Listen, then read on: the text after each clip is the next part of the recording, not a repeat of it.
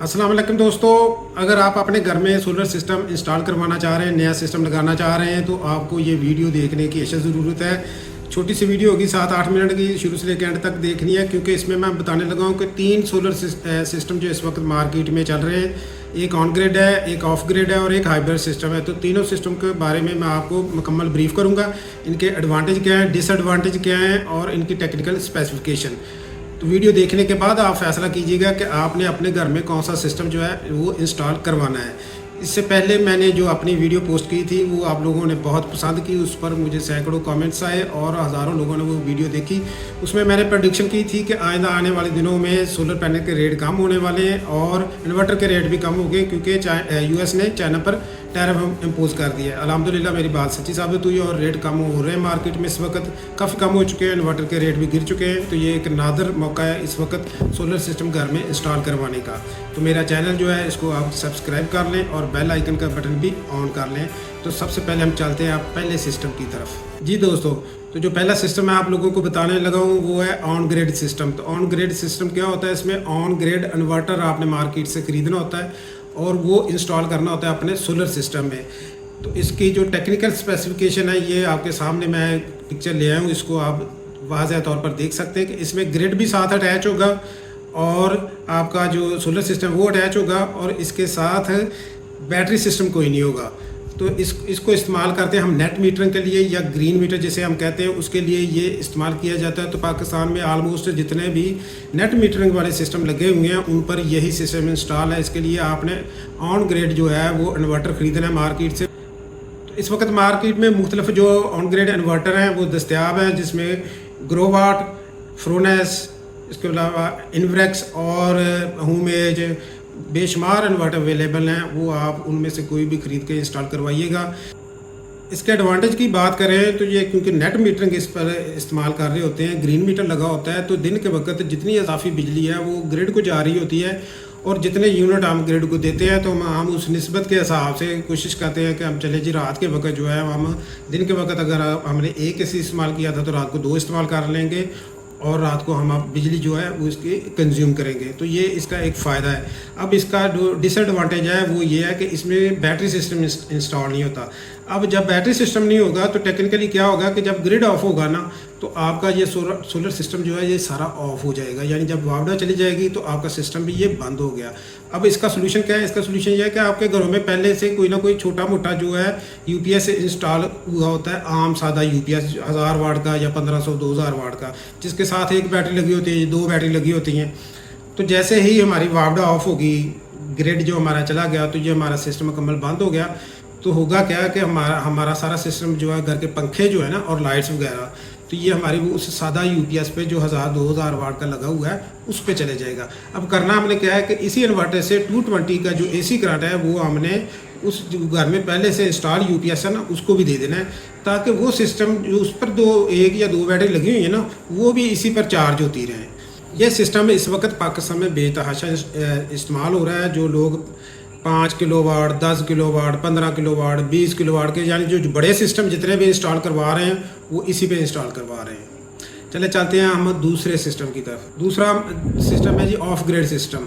तो of grid system क्या होता है? आपके सामने ये पिक्चर आ गई होगी। तो इसमें क्या होगा कि ऑफ ग्रिड का मतलब ही ये है कि इसके साथ ग्रिड जो है वो अटैच नहीं होगा। मुकम्मल बिजली जो है वो सोलर से लेंगे, सोलर हमें जितनी प्रोडक्शन देगा वो हम आगे इस्तेमाल करते जाएंगे। चूँकि इसमें बिल्कुल वापडा जो है वो अटैच नहीं होगी तो इसमें वापडा का अमल दखल ही ख़त्म हो गया, मुकम्मल हम डिपेंडेंट हो गए अपने सोलर पैनल के ऊपर। अब इसमें 2 सिनेरियो आ जाते हैं। इसके साथ विदाउट बैटरी भी लोग इस्तेमाल कर रहे हैं और विद बैटरी भी इस्तेमाल कर रहे हैं ऑफ ग्रिड सिस्टम को।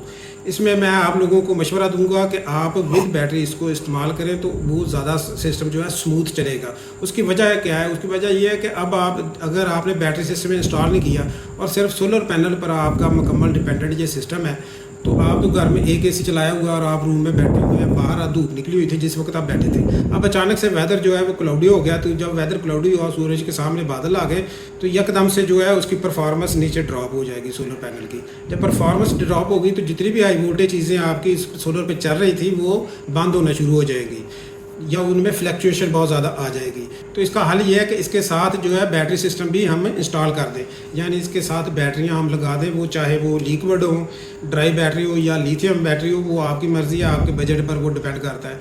मगर जब आप बैटरी इंस्टॉल करेंगे ना और ऊपर से सोलर प्रोडक्शन आ रही है, तो इसमें जो फ्लैक्चुएशन है ना वो सिलसिला सारा ख़त्म हो जाएगा, स्मूथ बिजली आपको मिलती रहेगी, आपकी चीज़ें कोई भी ख़राब नहीं होगी और बड़े अच्छे तरीके से सारी आप लोगों की चीज़ें चलेंगी। अब ऑफ ग्रिड सिस्टम को मैं एग्जांपल से वाज़ा कर दूं तो विदाउट बैटरी जो सिस्टम चल रहे होते हैं, आपने गांव में देखा कि ट्यूबवेल होता है वो सोलर पे चला रहे होते हैं, तो सोलर पैनल उन्होंने खेत में लगाए हुए हैं, वहाँ पर कोई बैटरी इंस्टॉल नहीं, ना ही कोई ग्रिड है। तो सोलर पैनल से केबल आ रही है इन्वर्टर की तरफ, तो इन्वर्टर एक सादा इन्वर्टर वहाँ पर लगाया होता है जिसको बोलते हैं DC टू AC इन्वर्टर।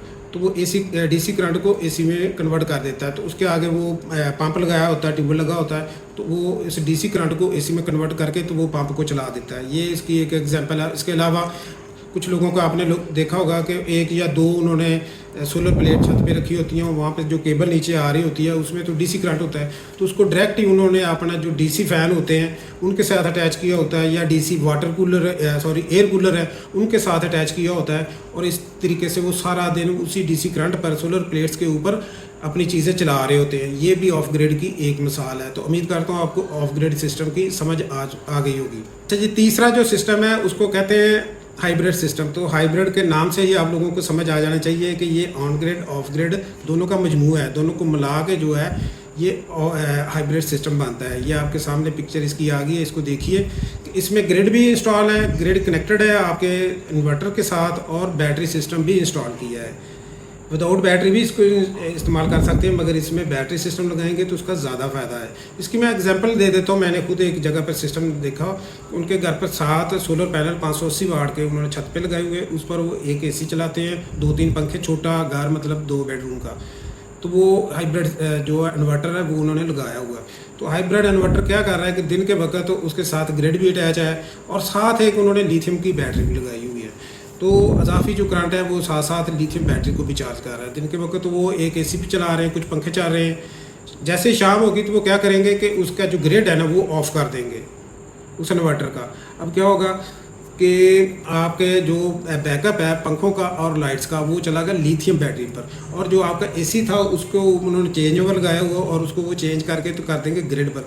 यानी रात के वक्त सिर्फ आपका जो AC है ना वो ग्रिड पे चलेगा, बाकी सारी चीज़ें जो है वो आपकी बैटरी पे चली गई हैं।